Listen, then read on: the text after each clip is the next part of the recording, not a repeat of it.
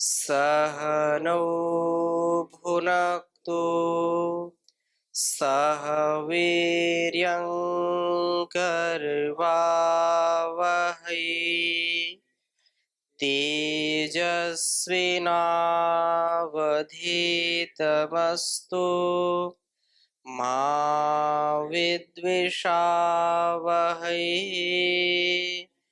ओम शांति शांति शांति। वैदिक जीवन पद्धति की इस कक्षा में आप सबका हार्दिक स्वागत है, अभिनंदन है। यजुर्वेद के 18वें अध्याय का स्वाध्याय हम कर रहे हैं यज्ञ के परिप्रेक्ष्य में, कि हमारा सारा जीवन यह समग्रता से व्यतीत हो। जो कुछ भी हम इस संसार से पाते हैं, संसार इसीलिए संसरतीति संसारः, ये सरकता रहता है। तो इस सरकने वाले संसार में भी हम दृढ़ हो, हम अपने आचरण से, अपने संस्कार से, अपने स्वभाव से, अपने सामर्थ्य से, अपने संकल्प से बंध करके रहें, ताकि प्रत्येक क्षण हमारा ऊर्ध्वरोहण हो, हम पतित न हो, अधोगति की ओर न जाकर के ऊर्ध्व गति की ओर सतत बढ़ते रहें। ये मानवीय कर्तव्य है, जिसको परमपिता परमेश्वर ने अपने उपदेशों से अभिषिक्त किया है, सींचा है। और इस जैसे सूखे हुए वृक्ष को, सूखे हुए पादप को यदि पानी मिल जाता है तो हरा भरा हो जाता है, फल फूल से लद जाता है, वैसे ही ये वेद के मंत्र, ये वेद के वचन हमारे सूखे जीवन में, नीरस जीवन में रस का आधान करते हैं, सरस जीवन बन जाता है। जो व्यक्ति बिल्कुल हताश निराश रहता है, उसके जीवन में भी ये खुशहाली का आधान करते हैं। तो हमने 11 मंत्र तक स्वाध्याय किया था, पुनः 12वें मंत्र को हम आज आपके समक्ष रखेंगे। पिछली कक्षा में से किसी कोई प्रश्न तो पूछिए। ओम परम पूज्य स्वामी जी, जी जैसे आपने ज्ञान के बारे में बताए स्वामी जी, की मतलब ज्ञान अगर जितना व्यक्ति के पास है उसको तो रखना ही चाहिए और साथ साथ ज्ञान को बढ़ाते रहना चाहिए। जी तो आज स्वामी जी अगर वर्तमान में देखा जाए तो समाज केवल भौतिक ज्ञान के पीछे ही भाग रहा है। क्या केवल भौतिक ज्ञान से ही व्यक्ति का कल्याण हो सकता है? ओम। जी, ज्ञान तो सतत बढ़ना ही चाहिए, और ज्ञान के आधान से ही व्यक्ति का जीवन और ये जहान महान बनता है। परंतु जो भौतिकता का ज्ञान है, उसके साथ साथ जब तक आध्यात्मिकता नहीं जुड़ेगी, जब तक अध्यात्म का ज्ञान नहीं होगा, तो व्यक्ति दुखी होगा। हाँ, उसको भौतिक ज्ञान अधिक उसके पास रहेगा तो भौतिकता की ही वस्तुओं का विस्तार करेगा, भौतिकता का ही विस्तार होगा, तो निश्चित रूप से उसको कभी ना कभी उस भौतिकता से ऊब भी हो जाएगी। उससे उसको जब उसका प्रतिफल या उसका साइड इफेक्ट उसको पता चलेगा तो दुखी होगा। भौतिकता बुरी नहीं है, लेकिन भौतिकता को भी हम सात्विकता के मूल में रख करके कार्य करें। हमारे मूल में जब अध्यात्म होगा, हमारे मूल में जब योग और यज्ञ होगा, तो निश्चित रूप से हम कितना भी अभ्युदय करें, वो घातक नहीं होगा। और यदि यज्ञी भावना नहीं है, यदि योगमय जीवन नहीं है, यदि अध्यात्म युक्त जीवन नहीं है, तो निश्चित रूप से वह भौतिक ज्ञान हमारे लिए अभिशाप बन जाएगा। जैसे पूछते हैं कि विज्ञान अभिशाप है या वरदान, तो ये यदि भौतिकता ही भौतिकता को पसंद करता है व्यक्ति, तो निश्चित रूप से वह उसके लिए अभिशाप हो जाएगा, क्योंकि भौतिकता में सुख क्षणिक है, दुख अनंत है। यदि एक 5% उसको सुख मिलता है, तो 95% उसको जो है दुख मिलेगा। 5% सुख के लिए 95% लोग दुख को सहन करते हैं, ये उनकी अज्ञानता ही है। और केवल अपने लिए नहीं, वो पूरी समष्टि को दुख देते हैं, पूरे वातावरण को दुख देते हैं। इसलिए जो व्यक्ति आध्यात्मिक होगा, वो अपने दुख को स्वयं सहन करेगा, लेकिन समष्टि को दुख देना नहीं पसंद करता है। वो 95% सुख देने की कोशिश करेगा। दुख, अब जैसे हम व्यवहार करते हैं तो कभी ना कभी जाने अनजाने, प्रत्यक्ष अप्रत्यक्ष रूप में दुख हो जाता है, लेकिन वो कोशिश यही करता है कि मेरी वाणी से, मेरे व्यवहार से, मेरे प्रत्येक कार्य से किसी को कष्ट ना हो, समष्टि को कष्ट नहीं होना चाहिए।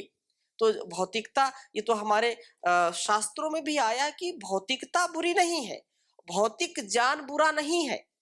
समय समय पर वो ज्ञान बढ़ता ही रहे। जो पिछली कक्षा में हमने चर्चा की थी कि भूत का ज्ञान केवल उतने में स्थिर हो जाए तो काम नहीं बनेगा, भविष्य का भी ज्ञान होना चाहिए, और फिर दोनों ज्ञान हमारे पास संतुलित रहे। इसलिए हम निश्चित रूप से ये समझें कि भौतिकता का भी ज्ञान हो और अध्यात्म का भी ज्ञान हो, क्योंकि बिना अध्यात्म के व्यक्ति का उत्थान नहीं हो सकता। चाहे वो घर रूपी संस्थान हो, चाहे परिवार रूपी संस्थान हो, या समाज रूपी संस्थान हो, या विश्व रूपी संस्थान हो, कहीं भी यदि इन संस्थानों में आध्यात्मिकता नहीं है तो वह संस्थान शमशान बन जाते हैं। अब हमको विचार करना है कि अध्यात्म को मूल में रख करके इस संस्थान को स्वर्ग जैसा बनाना है, या संस्थान को, अध्यात्म को छोड़ करके केवल केवल भौतिक भौतिक भौतिक ही रख करके इसको शमशान बनाना है। विचार करके जो मेरे लिए कल्याणकारी है उसको ग्रहण करना चाहिए। इसी से जब व्यक्ति उस परमात्मा के प्रति समर्पित होकर के अपने जीवन को जीता है तो वह हर पल उत्थान करता है। भौतिकता में लोग बार बार ठगते हैं, दूसरों को भी ठगते हैं और दूसरे उनको भी ठगते हैं। इसलिए ये माया नाम से जो लोग कह देते हैं, तो माया से बचने का एक ही उपाय है कि अपने को जान के ऊपर आधिपत्य अपना करें, ज्ञान को अंगीकार करें। ज्ञान से ही यह संभव हो सकता है। सामर्थ्य को अर्जित करें ज्ञान के आधार पर। और वो कब संभव है? श्रद्धावान लभते ज्ञानम। श्रद्धावान होंगे उन्हीं को ज्ञान मिलता है। उस परमात्मा के प्रति, माता पिता गुरु आचार्य और बड़ों के प्रति जिसकी श्रद्धा होती है, वेद उपनिषद दर्शन आदि शास्त्रों के प्रति जिनकी श्रद्धा होती है, वही ज्ञान प्राप्त करते हैं। और जिनकी श्रद्धा ही नहीं है, वेद के वचनों में, वेद के आदेश पर, गुरु के आदेश पर या अन्य शास्त्रों के आदेश पर जिनको शंका है, जिनको जो है वो बात समझ में नहीं आती है, वो कभी भी उन्नति को प्राप्त नहीं करते हैं। जो श्रद्धा से इसको स्वीकार करते हैं, एक एक पल पल, एक श्वास श्वास में जो परमात्मा का चिंतन करते हुए ज्ञान को अपने जीवन में उतारते हैं, जीते हैं, वही उत्थान को प्राप्त होते हैं। उन्हीं का जीवन यज्ञ हो जाता है। इसलिए किसी कवि ने बहुत ही सुंदर प्रार्थना लिखी है, हे देव समर्पित कर पाऊं हर श्वास तुम्हारे चरणों में, दृढ़ से दृढ़तर होता जाए विश्वास तुम्हारे चरणों में। विश्वास से ही सारा विश्व है, विश्वास से ही सारा विश्व है। और जहां विश्वास नहीं है वहां विष है। विश्वासघात होता है, वहां मानो कि विष ही लोग देते हैं। माता पिता के प्रति यदि विश्वास नहीं है तो भी लोग माता पिता को भी विष दे देते हैं। इसलिए विश्वास के साथ जिए। अब कोई बोले कि ये तुम्हारे पिता नहीं है, ये मेरी माता नहीं है, अब उसको शंका हो जाए, अच्छा इसीलिए मुझको पहले भोजन नहीं देती ये, अच्छा इसीलिए मेरे साथ ये पक्षपात करते पिताजी, ये मेरे पिताजी नहीं है, उन्होंने सही कहा। अब 2-4 बार किसी ने भर दिया, ये तुम्हारे पिता नहीं है, अब पिता के ऊपर ही शंका शुरू हो गई। अब जब माता पिता जिन्होंने जन्म दिया उनके प्रति शंका हो गई, अविश्वास हो गया, तो धरा में किसका विश्वास करेंगे? उस परमात्मा को तो कहाँ, क्योंकि वो तो दिखाई पड़ता नहीं। अरे जो दिखते हैं उनके प्रति श्रद्धा विश्वास नहीं है। लेकिन ये जो सात्विक जीवन जीता है, आध्यात्मिक जीवन जीता है, जिसका जीवन यज्ञी है, उसके जीवन में रोम रोम से कृतज्ञता फूटती है, रोम रोम में श्रद्धा भरी होती है, और वो कभी भी अपमान नहीं करता, कभी भी अविश्वास नहीं करता है। इसलिए ये बात कही, हे देव समर्पित कर पाऊं हर श्वास तुम्हारे चरणों में, दृढ़ से दृढ़तर होता जाए विश्वास तुम्हारे चरणों में। मनमोहक माया ठगनी की मैं देख छटा भरमाऊं नहीं। हर कदम पर लोग ठगने के लिए तैयार हैं, हर कदम पर वासनाएं अपनी ओर खींचने के लिए लालायित हैं, और जैसे ही नजर हटी दुर्घटना, सावधानी हटी दुर्घटना घटी। इसलिए कहा, मनमोहक माया ठगनी की मैं देख छटा भरमाऊं नहीं। हे माया स्वामी सदा रहे यह दास तुम्हारे चरणों में।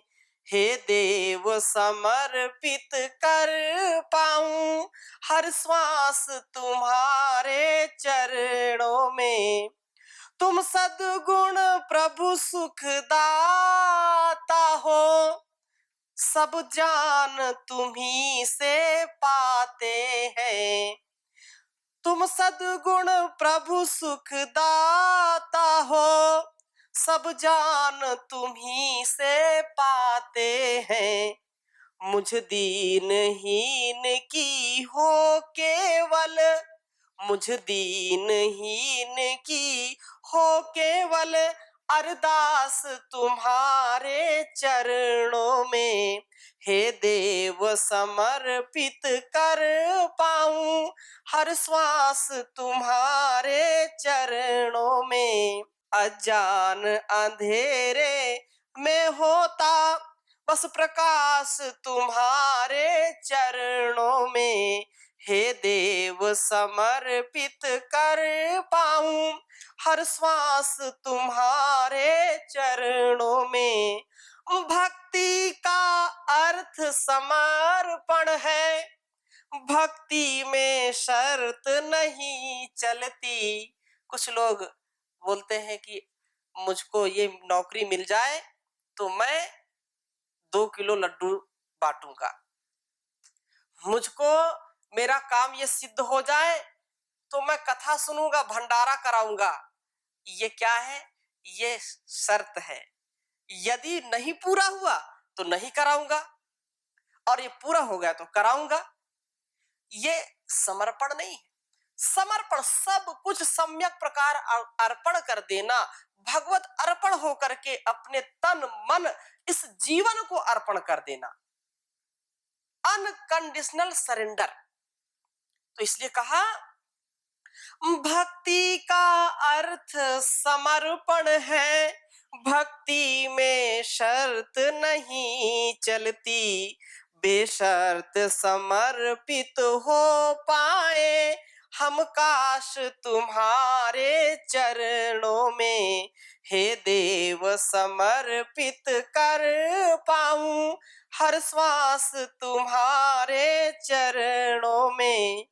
विषयों में ऐसे रह पाऊं, रहता है कमल जो पानी में। ये सारा संसार कीचड़ के जैसा है, और उसमें अपने को कमल के जैसे खिलना है। संसार में रह करके भी कमल के जैसे रहना है, और इस संसार को सुशोभित करना है। जैसे कीचड़ में कमल खिलता है और जब कमल खिलता है तो पूरे तालाब की शोभा बढ़ जाती है। अपने को ऐसा उन्नत जीवन जीना है, किसी भी स्थिति में हो, किसी भी हाल में हो, किसी भी काल में हो, अपने को कमल के जैसे खिला के रखें।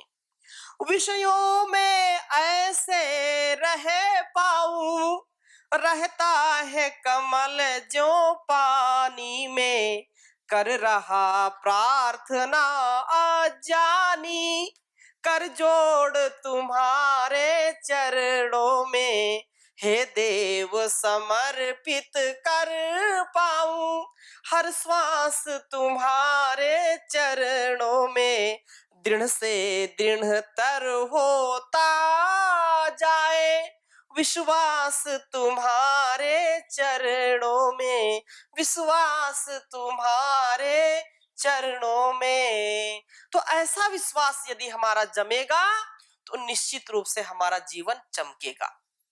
पूरा विश्वास हो, अधूरा नहीं, बेशर्त हो। इसलिए हम जीवन को समझें और आगे के मंत्र को आपके समक्ष मैं रख रहा हूं। 11 मंत्र तक हमने पढ़े थे।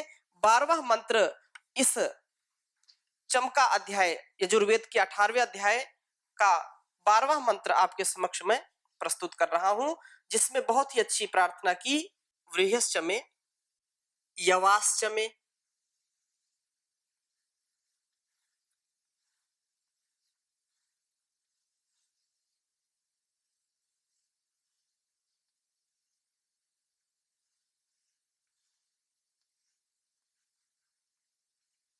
माशाश्चमे,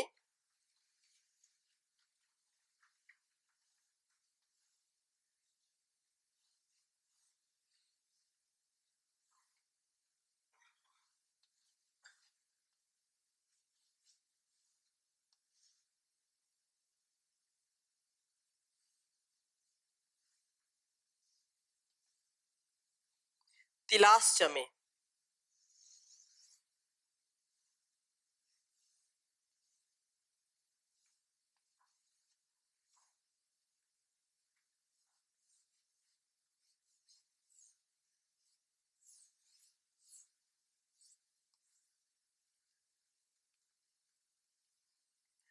मुद्गाश्चमे,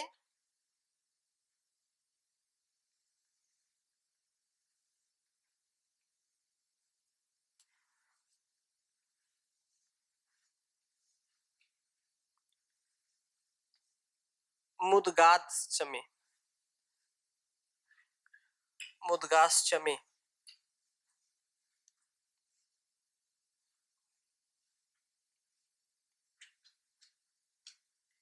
खलवाश्चमे,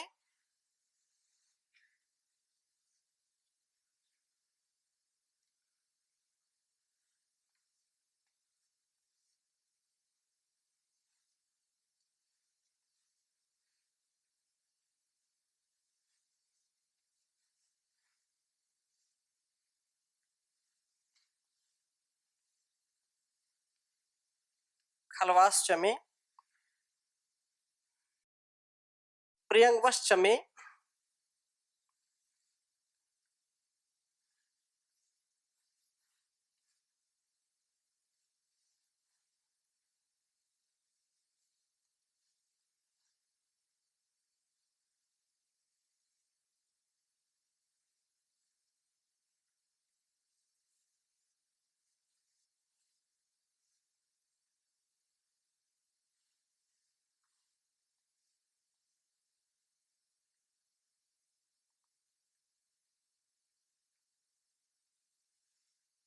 मेणवश्चमे, अर्णवश्चमे,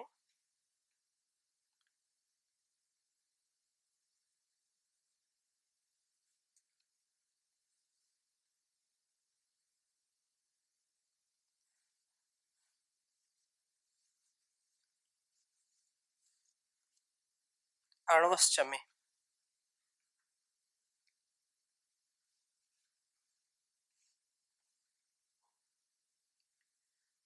श्यामकाश्चमे,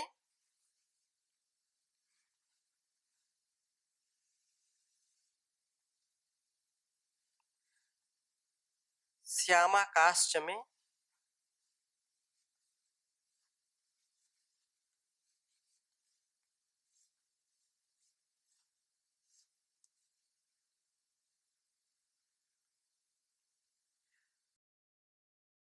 निवाराश्चमे,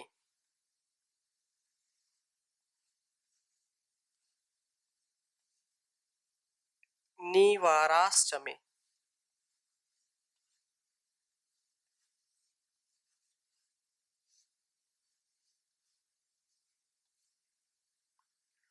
गोधूमाश्चमे,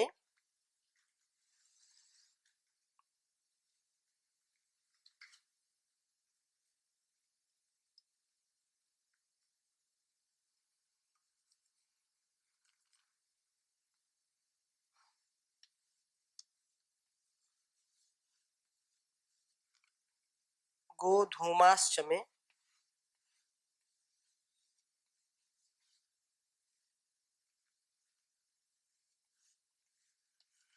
मसूराश्चमे,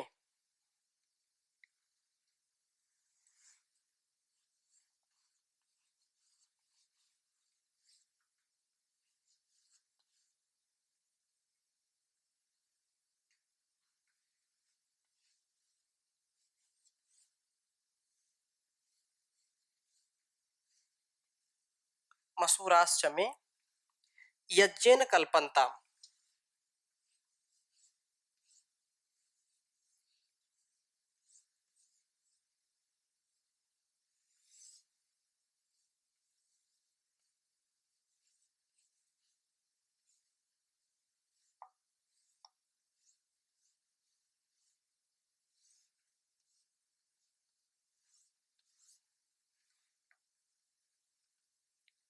उच्चारण करेंगे।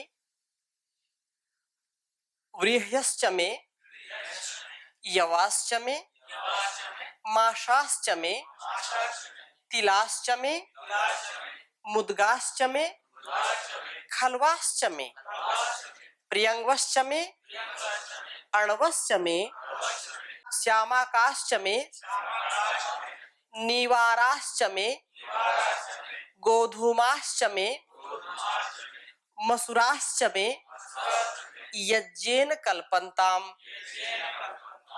व्रीह्यवश्चमे, यवाश्चमे, माशाश्चमे, तिलाश्चमे, मुद्गाश्चमे, खल्वाश्चमे, प्रियंगवश्चमे, अर्णवश्चमे, श्यामाकाश्चमे, निवाराश्चमे, गोधूमाश्चमे, मसूराश्चमे, यज्ञेन कल्पन्ताम्।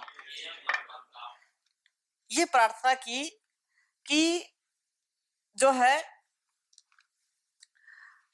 जो व्रीह, क्योंकि गत मंत्र जो हमने पिछली कक्षा में पढ़ा था उसमें ये बात आई थी कि मति और सुमति, हमारी गति मति ठीक रहेगी, सुमति ठीक रहेगी, तो मति व सुमति का संपादन करने के लिए मैं व्रीहि और यव आदि उत्तम औषधियों का सेवन करूं, क्योंकि आहार शुद्धौ सत्व शुद्धि की बात कही है।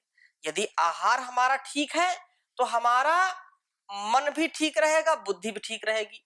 तो ये जो अब अन्न यहाँ पर गिनाए हैं अलग अलग, और उन अन्नों का एक एक करके यहाँ पर उदाहरण दे रहे हैं कि इससे ये यज्ञीय भावना से मैं ओतप्रोत हूं, ये मेरे लिए पुष्टिकारक हो, सामर्थ्य को बढ़ाने वाला हो। इसलिए कहा कि यह व्रीहि और यव आदि उत्तम औषधियों का सेवन करूं, मेरा भोजन जो है वानस्पतिक हो, वनस्पति का अर्थ वन जान रश्मियों का पति रक्षा करने वाला, और जो है जो अन्य प्रकार के दूसरे जो मादक द्रव्यों का या मांसाहार का सेवन करते हैं वो बिल्कुल विपरीत ले जाने वाला है।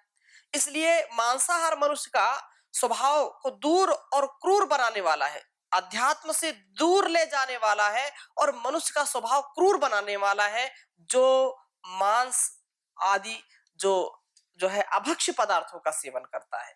ये जो वैदिक परंपरा है उसमें इन अन्नों का इतना महत्वपूर्ण है, क्योंकि इनका आहार हमारे विचार को शुद्ध करता है, पवित्र करता है। इसलिए ये बात कही यहाँ पर कि जो है हमको उत्तम बनाए। व्रीह्यश्चमे, व्रीह्यश्चमे का तात्पर्य यह है कि मेरा जो भोजन हो वो चावल हो, और यवाश्चमे मेरा भोजन जौ हो। मांसाश्चमे मेरा भोजन जैसे मांस होते, मांस मांस ये मांस वो वाला नहीं है, ये मांस है, मांस। हाँ, माशाह, माशा इति उड़द, मांस क्या बोलते हैं, उड़द। वो मांस है, मांस, और ये क्या है, माश। ये मूर्धन्य शकार है इसमें। माशाश्च में अर्थात मैं उड़द का प्रयोग करूं।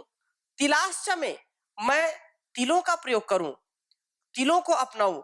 मुद्गाश्च में मैं जो है मूंग मेरे भोजन में हो, क्योंकि मुग्ध दाली गदब व्याली कहा है। दालों में सबसे ज्यादा दाल किसकी अच्छी होती है, मूंग की। तो आयुर्वेद ग्रंथों में आता मुग्ध दाली गदब व्याली, अर्थात मूंग की दाल रोगों को हरने वाली होती है। इसलिए मेरे भोजन में मूंग हो, मेरा भोजन का जो है अंग मूंग जरूर हो। अतः आगे कहा खलवाश्च में मैं जो है चनों, जो चने खाते हैं, खलवा, तो जो है खलवा चमे चणों को मैं अपना भोजन बनाऊं। और प्रियंगवा चमे कंगू मेरा भोजन हो, और अणवस चमे चीनक मेरा भोजांग बने। ऐसे ऐसे अन्नों का नाम यहाँ पर गिनाया है कि कई अन्न तो विलुप्त हो गए, आपको मिलेंगे भी नहीं, और हो सकता है भी मिले भी। और अणवस चमे चीनक मेरा भोजांग बने, और श्याम काह चमे ग्राम में तृण धानों को, कोदो चावल तो मिलता ही है, कोदो को मैं अपनाऊं। और पहले गांव में खूब खाते थे, और कोई रोग उनको पूरे जीवन नहीं होता था, मिला जुला खाते थे, मिलजुल करके रहते थे। अब ये स्थिति जो है बहुत दयनीय हो गई है। आगे कहा कि निवाराश्च में मैं अरण्य का सेवन करूं, अरण्य तृणधानों का सेवन करूं। गोधूमाश्च में अर्थात गेहूं को अपनाऊं। मसूराश्च में मसूर का सेवन करूं। और यज्ञेन कल्पन्ताम, ये सारा जो है प्रभु संपर्क से मेरे वानस्पतिक भोजन कल्पन्ता, मुझे सामर्थ्य का मेरे में आधान कराए, सामर्थ्य संपन्न बनाने वाले हों। मैं सदा शाकाहारी बन करके सशक्त बनूं, अपनी जान रश्मियों को बढ़ाऊं, तथा प्रभु के समीप पहुंचने वाला हूं। प्रभु की चरण शरण का मैं दास बना रहूं, अरदास मेरी वो स्वीकार करे, मैं बिंदास इस जीवन को जी सकूं, कभी भी हताशा निराशा ना आए। तो ऐसी शुभकामनाओं के साथ आज की कक्षा को यहीं पर विराम देते हैं। इसी मंत्र की चर्चा अगले कक्षा में और करेंगे। ओम शांति शांति शांति।